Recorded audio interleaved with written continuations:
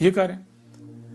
تو اسی طرح سورہ الاسراء کی آیت نمبر 41 میں وَلَقَدْ صَرَفْنَا فِي هَذَا الْقُرْآنِ لِيَذَّكَّرُوا وَمَا يَزِيدُهُمْ إِلَّا نُفُورًا.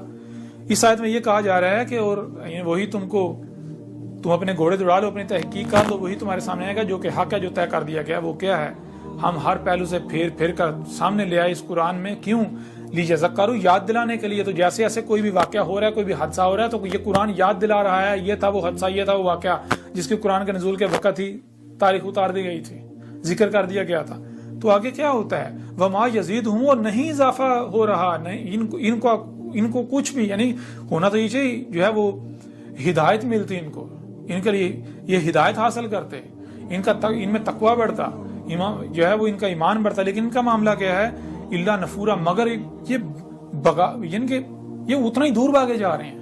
یہ جتنا ان کو حق، یعنی کہ ان کے اوپر حق کھول کر واضح کیا جاتا ہے، ان کو یاد دلایا جاتا ہے، اتنا یہ دور بھاگ رہے ہیں، اتنا یہ دشمنی کر رہے ہیں، اتنا یہ تہمتیں ملامتیں اللہ کے رسولوں سے دشمنی کر رہے ہیں، اتنا ہی جو ہے یہ کذب کر رہے ہیں، اتنا ہی جو ہے یعنی اتنا ہی دور بھاگ رہے ہیں. جتنا ان کو یاد دلایا جاتا ہے اتنا دور بھاگتے ہیں.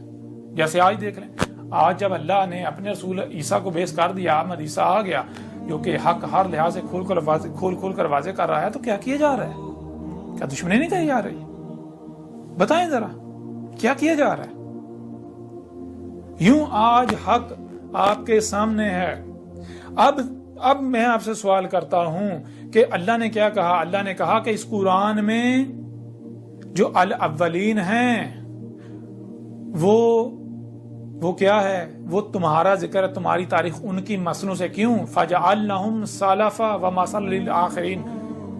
وہ جو اس قرآن کے نزول سے پہلے آئے تھے جتنے بھی، ان کو ایک ایک کو گزرا ہوا کر دیا، نہ صرف گزرا ہوا کر دیا بلکہ مثل کر دیا آخرین کے لیے. اس لیے قرآن میں جہاں بھی الاولین کا ذکر ہے، جہاں بھی قوم نوح کا ذکر ہے، نوح کا ذکر ہے، تو وہ ان کا ذکر نہیں کیا جا رہا، وہ تو گزرے ہوئے کیے جا چکے.